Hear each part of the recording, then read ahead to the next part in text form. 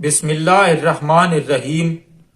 تمام دیکھنے اور سننے والوں کو ہماری طرف سے السلام علیکم۔ آپ دیکھ رہے ہیں میرا یوٹیوب چینل اور میں ہوں ساجد حسین۔ دوستو، آپ نے بہلول دانا رحمت اللہ علیہ کے بارے میں سنا ہوگا۔ خلیفہ ہارون الرشید کے دور میں ایک مجذوب کا نام تھا بہلول دانا۔ وہ حضرت امام جعفر صادق رحمت اللہ علیہ کے شاگردوں میں سے تھے۔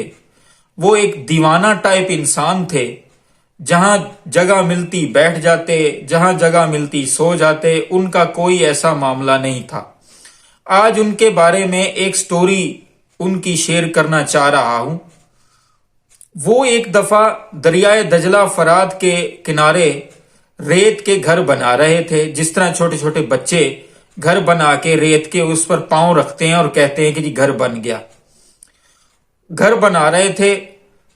خلیفہ ہارون الرشید اور اس کی ملکہ زبیدہ چہل قدمی پر نکلے ہوئے تھے۔ پہلے خلیفہ ہارون الرشید جو بادشاہ تھا وہ پہنچا بہلول کے پاس، تو پوچھا سلام کر کے کہ بہلول کیا کر رہے ہو؟ حضرت بہلول دانا نے کہا کہ جنت کا گھر بنا رہا ہوں۔ پوچھا بادشاہ نے کہ کیا بیچو گے؟ تو بہلول دانا نے کہا کہ جی بیچوں گا۔ بادشاہ نے کہا کہ کتنے درہم کا بیچو گے؟ بہلول دانا نے فرمایا کہ 1 درہم کا۔ بادشاہ اپنے دل میں بات کرنے لگا کہ یہ تو دیوانہ ہے، اپنی مستی میں مست ہے، اس سے کیا بات کرنی۔ وہ آگے نکل گیا، پیچھے اس کی ملکہ زبیدہ آ گئی، سلام کیا اور پوچھا بہلول کیا کر رہے ہو؟ بہلول نے اس کو بھی وہی جواب دیا کہ جنت کے گھر بنا رہا ہوں۔ کہا کہ بیچو گے؟ زبیدہ نے پوچھا۔ بہلول نے کہا کہ بالکل بیچوں گا۔ زبیدہ نے کہا کہ کتنے کا بیچو گے؟ حضرت بہلول نے فرمایا کہ 1 دینار کا۔ ملکہ نے 1 دینار دیا اور آگے چلی گئی۔ روزمرہ کے کام جس طرح ہوتے ہیں بادشاہ اور ملکہ کے، کام کر کے جب بادشاہ ہارون الرشید رات کو آرام کرنے پہنچا، نیند آ گئی۔ نیند کے عالم میں خواب دیکھتا ہے کہ حشر کا میدان ہے، لوگوں کو ان کے اعمال کے مطابق انعام دیے جا رہے ہیں۔ بہت سارے محلات ہیں، ان میں لال رنگ کا سب سے بڑا محل زبیدہ کا ہے۔ ہارون الرشید نے اس محل کو دیکھا اور اس کے اوپر جو نام لکھا تھا اس کی ملکہ کا تھا۔ وہ اندر جانے کی کوشش کرنے لگا اور اس کو روک دیا گیا۔ محل پر جب اس کو روکا گیا تو اس نے کہا یہ تو میری ہی ملکہ کا محل ہے۔ بتایا گیا کہ یہ دنیا میں معاملات اور ہیں، یہاں پہ معاملات اور ہیں، یہاں پہ صرف وہی جا سکتا ہے جس کا یہ محل ہے۔ اتنے میں اس کی آنکھ کھل گئی۔ ہارون الرشید پریشان ہوا۔ صبح اس نے اپنی ملکہ سے پوچھا کہ تمہارے روزمرہ کی زندگی کے کیا اعمال ہیں؟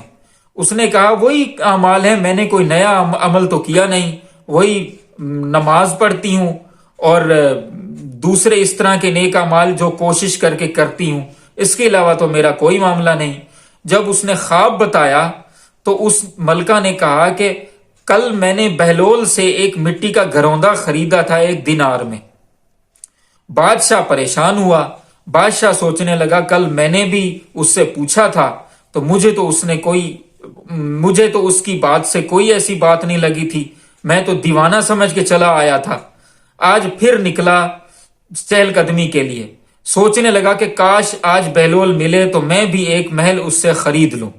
بہلول ملا دجلہ فرات کے کنارے پر۔ اس نے پوچھا کہ بہلول کیا کر رہے ہو؟ بہلول نے کل والا جواب دیا کہ مٹی کے گھر بنا رہا ہوں۔ ہارون الرشید نے کہا کہ گھر بیچو گے؟ بہلول نے کہا جی بالکل بیچوں گا۔ بادشاہ نے کہا کہ کتنے کا بیچو گے؟ بہلول نے کہا کہ حضور آدھی سلطنت کا۔ بادشاہ پریشان ہوا۔